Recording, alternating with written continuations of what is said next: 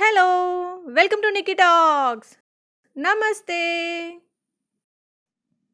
ఈరోజు మన రెసిపీ మజ్జిగ పులుసు. దీన్నే మజ్జిగ చారు, చల్ల చారు అని కూడా అంటారు. ఎలా పిలిచినా కూడా ఈ మజ్జిగ పులుసు కడుపులో చల్లగా, నోటికి కమ్మగా ఉంటుంది. ఆల్మోస్ట్ ఈ మజ్జిగ చారు అందరికీ తెలిసే ఉంటుంది. ఒక్కొక్కరు ఒక్కో పద్ధతిలో చేసుకుంటూ ఉంటారు. ఒక్కసారి ఇలా చేసి చూడండి. చాలా రుచిగా ఉంటుంది. చేసుకోవడం కూడా చాలా తేలిక. ఈ మజ్జిగ పులుసు చేసుకోవడం కోసం అర లీటర్ పెరుగును తీసుకొని చిలికి మజ్జిగలా చేసుకోండి. దీనిలో రుచికి సరిపడా ఉప్పు వేసుకొని మరొకసారి బాగా మిక్స్ చేసుకోండి. పుల్లటి పెరుగైనా పర్లేదు, మంచి రుచిగానే ఉంటుంది.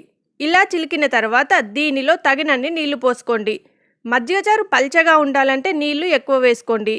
చిక్కగా ఉండాలంటే తక్కువ వాటర్ వేసుకోండి. చూసి కన్సిస్టెన్సీ అడ్జస్ట్ చేసుకోండి. ఇలా కలుపుకున్న తర్వాత ఈ బౌల్ని పక్కన పెట్టేసుకోండి. ఇప్పుడు ఒక మిక్సీ జార్లో ఒక 4 పచ్చిమిర్చీలను ఇలా కట్ చేసుకొని వేసుకోండి. కారంకి సరిపడా మిర్చీలను అడ్జస్ట్ చేసుకోండి. దీంట్లోనే ఒక చిన్న అల్లం ముక్కని ముక్కలుగా కట్ చేసుకొని వేసుకోండి. ఈ అల్లం వేయడం వల్ల మజ్జిగ చాలా రుచిగా ఉంటుంది. ఒకవేళ అల్లం ఇష్టం లేని వాళ్ళు స్కిప్ చేయొచ్చు.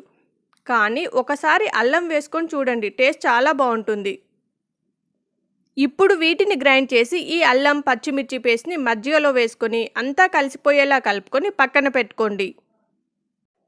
ఇప్పుడు ఒక కడాయిలో 1 టేబుల్ స్పూన్ ఆయిల్ వేసుకొని ఈ ఆయిల్ వేడయ్యాక దీనిలో అర స్పూన్ ఆవాలు, అర స్పూన్ జీలకర్ర,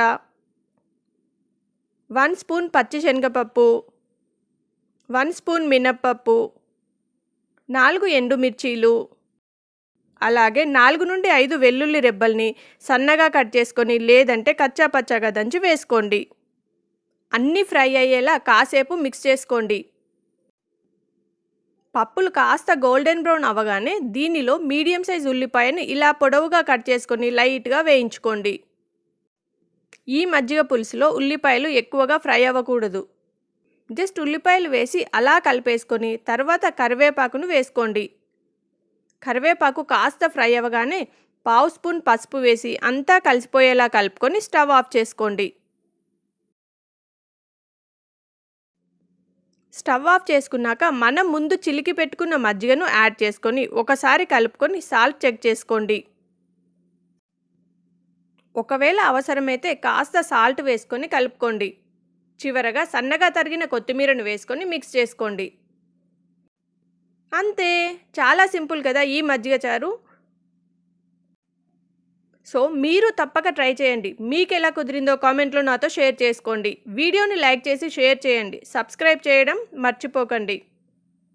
థ్యాంక్స్ ఫర్ వాచింగ్. నమస్తే.